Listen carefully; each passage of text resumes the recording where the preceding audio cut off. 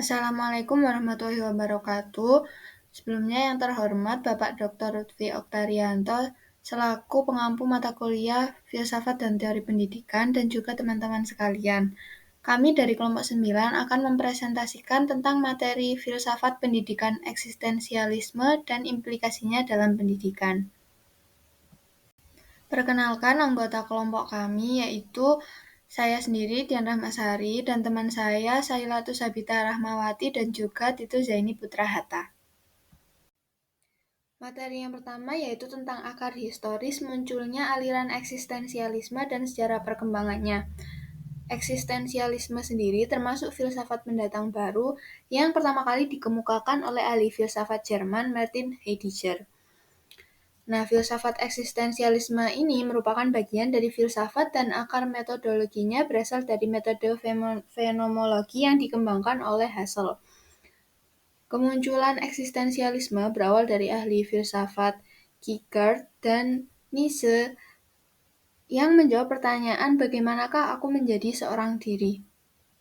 Untuk perkembangannya secara historis dari masa ke masa itu, yang dijelaskan dalam buku Filsafat Pendidikan, Mazhab-mazhab Filsafat dalam Pendidikan, itu dapat ditelusuri melalui beberapa tokoh kunci dalam sejarah filsafat. Yang pertama, Soren Kierkegaard, itu dari tahun 1813 sampai 1855.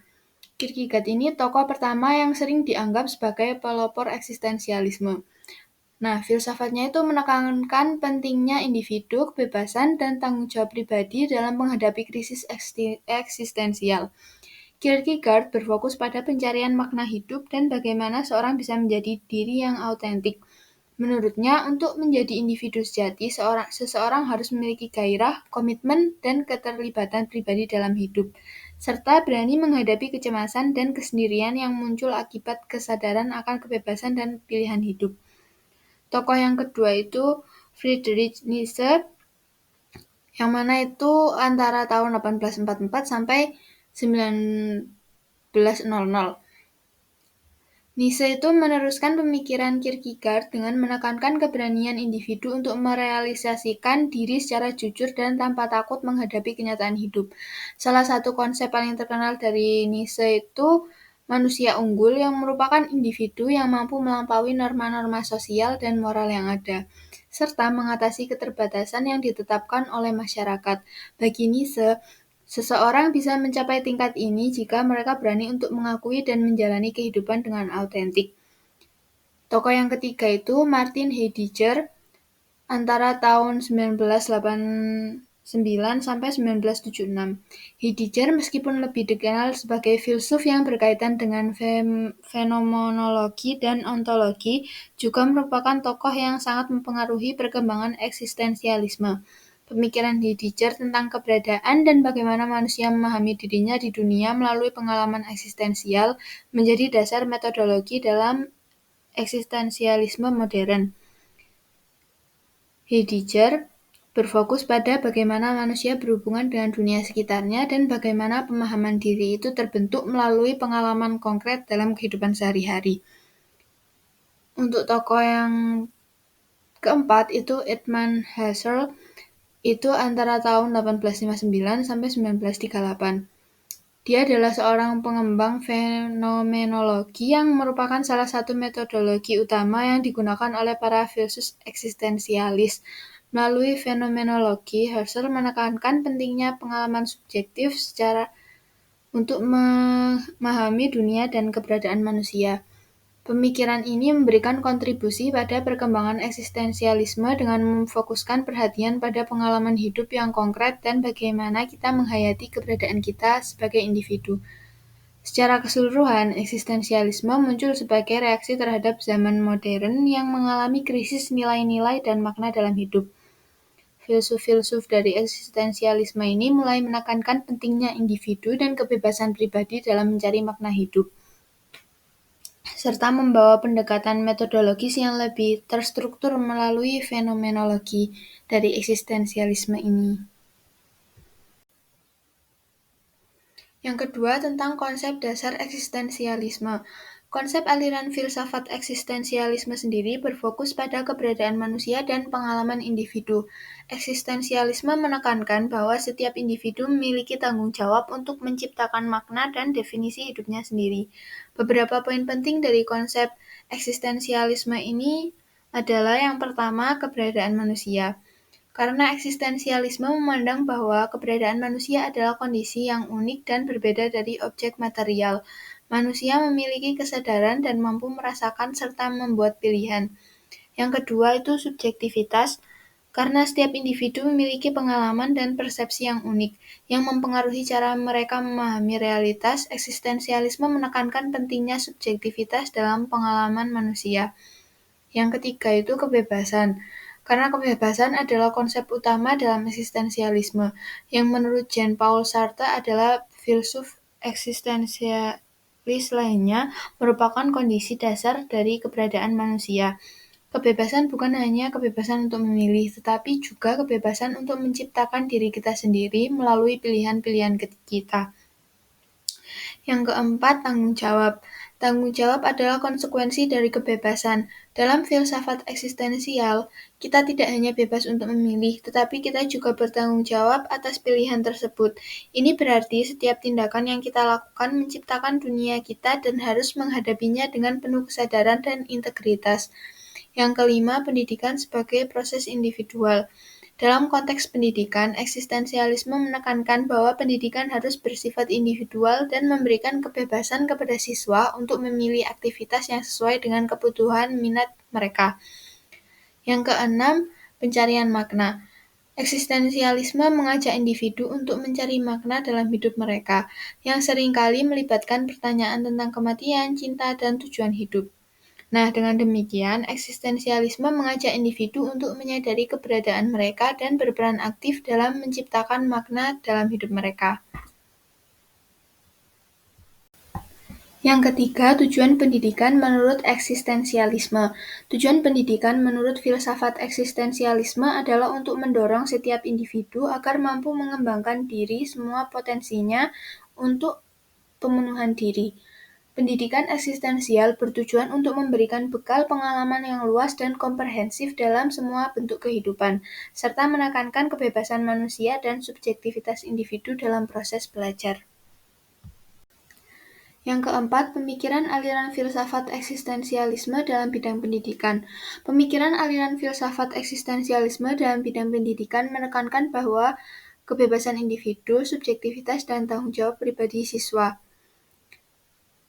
Ada beberapa poin penting 7 tentang pemikiran aliran filsafat ini dalam bidang pendidikan. Yang pertama, kebebasan. Pendidikan eksistensialis menekankan bahwa setiap individu memiliki kebebasan untuk menentukan pilihan hidupnya dan bertanggung jawab atas pendidikan dirinya sendiri.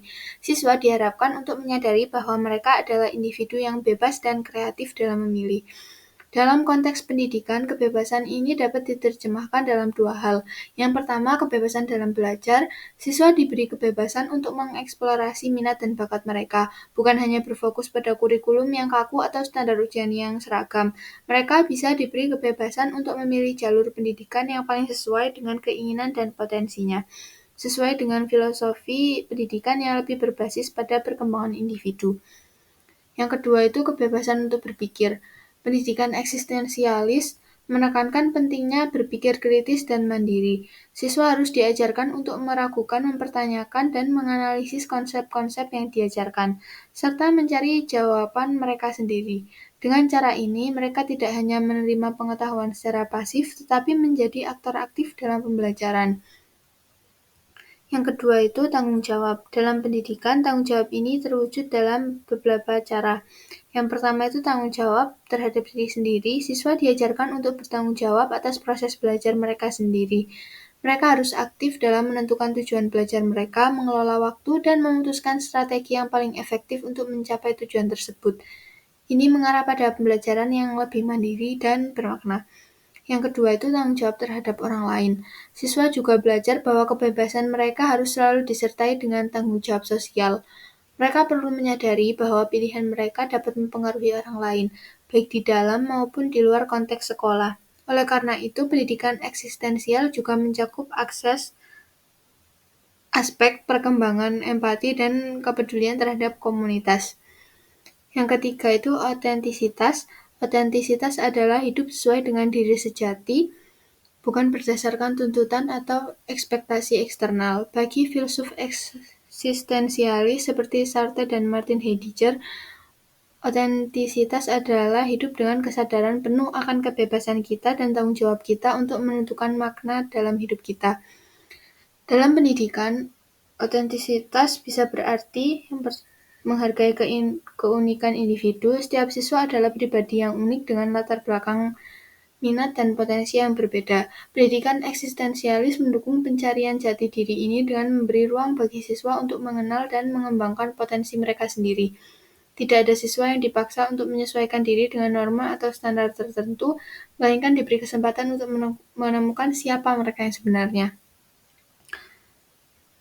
Yang keempat itu subjektivitas dan pengalaman pribadi. Eksistensialisme memberikan prioritas pada pengalaman individu dan subjektivitas. Pendidikan harus mampu menumbuhkan kesadaran diri siswa dan membangkitkan intensitas kesadaran mereka. Yang kelima itu refleksi personal. Pendidikan seyogyanya mendorong siswa untuk melakukan refleksi mendalam terhadap komitmen dan pilihan mereka sendiri, sehingga mereka dapat menciptakan definisi diri mereka. Yang keenam, kurikulum yang fleksibel. Kurikulum ideal dalam pendidikan eksistensialis adalah memberikan kebebasan individual kepada siswa untuk mengajukan pertanyaan dan melakukan pencarian pengetahuan sendiri, dengan perhatian besar pada kajian humaniora dan seni. Yang ketujuh, penolakan terhadap tatanan objektif.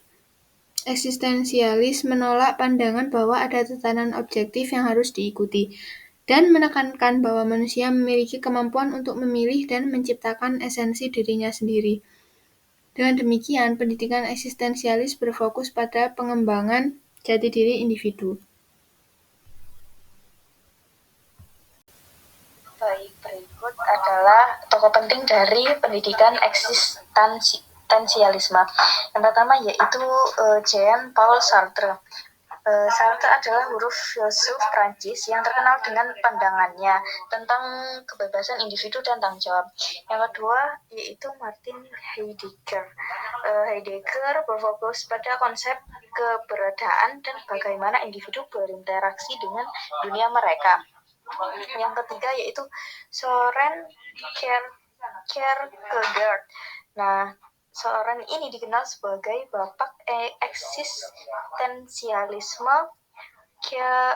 Kierkegaard menekankan pentingnya subjektivitas dan pengalaman pribadi dalam pencarian makna. Keempat yaitu Edmund Husserl. Husserl adalah seorang filsuf Jerman yang dikreditkan sebagai perintis fenomenologi, sebuah cabang filsafat yang berfokus pada struktur dan proses pengalaman subjektif. Yang terakhir yaitu Franz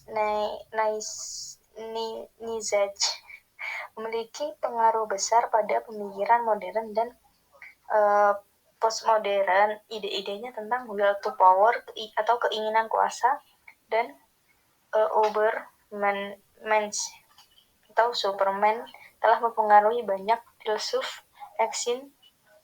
eksistensialis. Dalam pendidikan eksistensialisme. Dalam eksistensialisme, mata pelajaran seperti sejarah, sastra, bahasa, matematika, dan sains berperan sebagai kerangka ilmu dan sumber informasi untuk siswa menemukan diri dan kesadaran mereka. Kurikulum ideal memberikan kebebasan kepada siswa untuk bertanya, menyelidiki, dan mencapai kesimpulan sendiri. Humaniora dan seni ditekankan karena membantu siswa merenungkan eksistensi mereka. Siswa sendiri didorong untuk mengembangkan keterampilan, pengetahuan, dan ekspresi kreatif. Kurikulum eksistensialis memposisikan siswa sebagai pemberi makna pada pelajaran, mengintegrasikan materi ke dalam diri mereka dengan proyek hidupnya. Studi humanistik mengandung aspek kognitif dan normatif dengan seni sebagai sarana untuk merangsang ekspresi estetika individu. Tujuan pendidikan dari seni sendiri adalah merangsang ekspresi ketika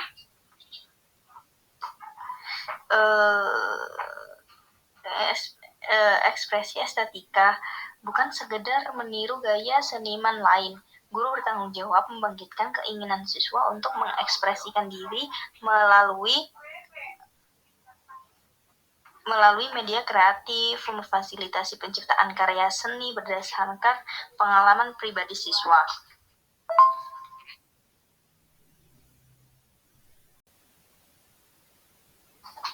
Kemudian dari metode pembelajaran pendidikan eksistensialisme. Metode pendidikan yang dipilih mengacu pada hubungan pribadi antara guru dan siswa, aku, kamu. Metode pembelajaran yang tepat adalah dialog. Dialog merupakan percakapan atau komunikasi antar pribadi, di mana setiap pribadi merupakan subjek bagi pribadi lainnya, yang merupakan suatu percakapan antara aku dan kamu. Adapun lawan dari dialog merupakan paksaan, di mana seseorang memaksakan kemauannya kepada orang lain sebagai objek. Selain dialog, metode yang baik menurut eksistensialis adalah bermain peran dan drama. Selama siswa dapat mengimajinasikan dirinya sebagai peran yang ia jalankan dalam permainan tersebut, dan itulah yang disebut dengan pengalaman yang mewakili situasi tersebut.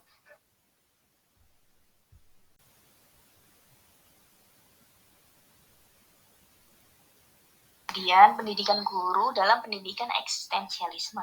Eksistensialisme memandang guru sebagai pembimbing yang membantu siswa menemukan jati diri dan potensi mereka, bukan sekedar instruktur materi. Pengetahuan ditawarkan sebagai hasil pengalaman pribadi guru, menciptakan dialog antar pribadi. Guru eksistensialis mendorong siswa untuk menemukan jawaban sendiri melalui pertanyaan yang membangkitkan kesadaran akan makna kehidupan. Mereka berperan sebagai konselor yang menerima siswa utuh, memahami individu secara holistik, menciptakan atmosfer kelas toleran, dan terlibat dalam kehidupan siswa untuk mendukung kegembiraan, kesedihan, harapan, dan aspirasi mereka. Tujuan akhir guru adalah menjadikan siswa mandiri, otonom, bertanggung jawab atas pilihan mereka, dan menunjukkan perhatian serta keseriusan dalam membimbing generasi masa depan.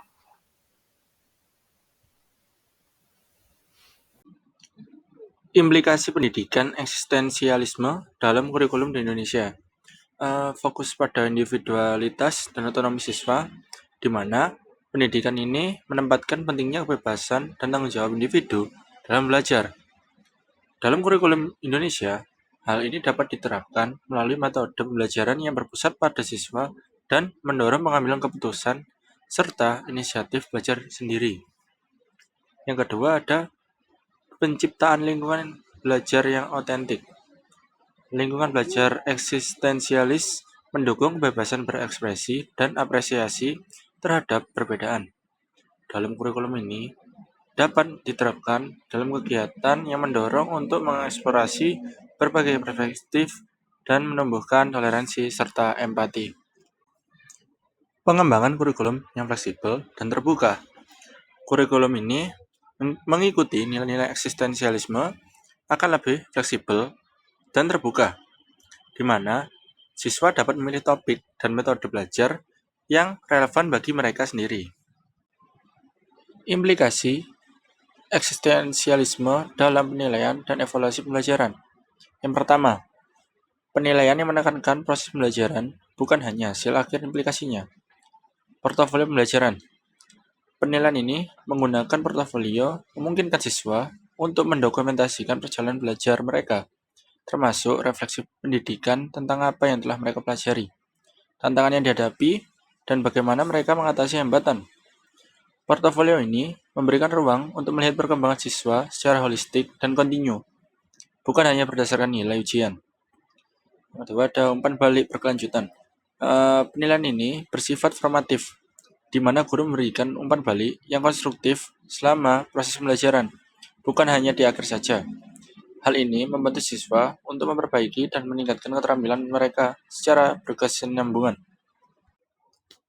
Yang kedua, pengurangan ketergantungan pada penilaian kuantitatif, di mana ujian dan tes. Implikasinya, penilaian berdasarkan proyek. Sebagai alternatif, penilaian berbasis proyek lebih diterima di mana siswa dapat mengerjakan tugas yang lebih kompleks dan berkesinambungan, seperti riset atau presentasi, yang memungkinkan mereka untuk menunjukkan pemahaman dan keterampilan mereka dengan cara yang lebih otentik. Penilaian formatif. Penilaian ini lebih menekankan pada umpan balik yang berlangsung sepanjang proses belajar, yang memberikan siswa kesempatan berkembang memperbaikan kesalahan mereka. Penilaian formatif ini lebih berfokus pada pertumbuhan individu, alih-alih hanya mengukur pencapaian hasil akhir saja. Tantangan penerapan eksistensialisme di pendidikan Indonesia. Yang pertama, ada tantangan sistem pendidikan terpusat, di mana pendidikan di Indonesia masih sangat terstruktur dan sentralistik, dan kurikulum yang diatur oleh pemerintah pusat. Hal ini bisa membatasi kebebasan dalam mengajar dan belajar yang diutamakan oleh eksistensialisme yang menekankan pada pemilihan individu dan kebebasan pribadi dalam menemukan makna. Yang kedua, ada tekanan sosial untuk sukses material dan status. Nilai sosial di Indonesia seringkali menekankan kesuksesan dalam bentuk pencapaian akademis dan status material. Filosofi eksistensialisme yang lebih menekankan pada pemaknaan hidup dan pencarian jati diri dapat bertabrakan dengan tekanan masyarakat untuk sukses sesuai standar yang ada. Kurangnya dukungan dalam pendidikan guru. Penerapan eksistensialisme memerlukan pemahaman dan keterampilan khusus dari para pendidik, di mana pendukung siswa dalam pengembangan diri. Pendidikan guru di Indonesia masih berfokus pada metode konvensional dan belum sepenuhnya mempersiapkan mereka untuk pendekatan yang lebih fleksibel dan individual. Yang kedua, fokus pada standar dan nilai evaluasi akademis.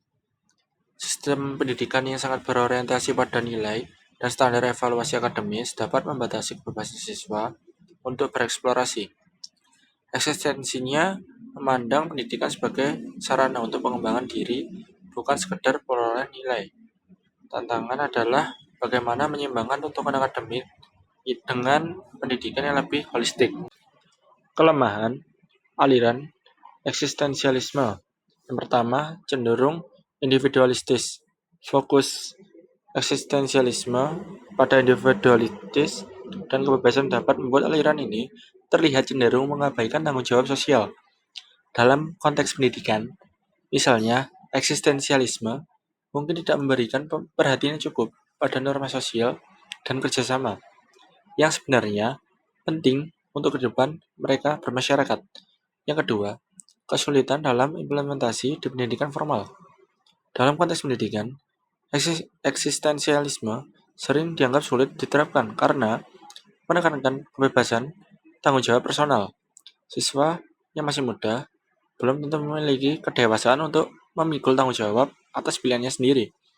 Hingga tanpa bimbingan yang kuat, penerapan prinsip eksistensialisme di pendidikan bisa sulit atau bahkan merugikan. Kelebihan dari aliran eksistensialisme. Yang pertama, menumbuhkan pemahaman tentang makna hidup. Aliran ini juga mengajak peserta didik untuk memahami makna hidup dan keberadaannya, sehingga pembelajaran tidak hanya berfokus pada pencapaian akademik, tetapi juga pemahaman yang lebih mendalam tentang tujuan hidup. Hidup ini dapat membantu siswa menemukan alasan yang lebih kuat untuk belajar dan meningkatkan motivasi internal mereka. Yang kedua, mendorong kreativitas dan ekspresi diri. Eksistensialisme mendorong individu untuk mengembangkan kreativitas dan kemampuan ekspresi diri. Karena dalam pandangan ini, kreativitas adalah bagian penting dari eksistensi manusia. Dalam kelas, siswa diberikan ruang untuk berekspresi melalui berbagai kegiatan kreatif yang dapat mengembangkan kemampuan mereka dalam berbagai bidang.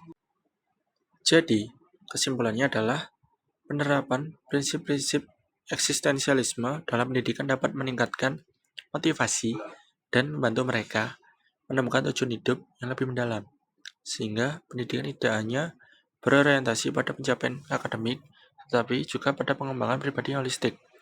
Dengan demikian, filsafat pendidikan eksistensialisme memberikan kontribusi yang signifikan dalam menciptakan lingkungan belajar yang lebih inklusif dan bermakna. Sekian dari kelompok kami. Assalamualaikum warahmatullahi wabarakatuh.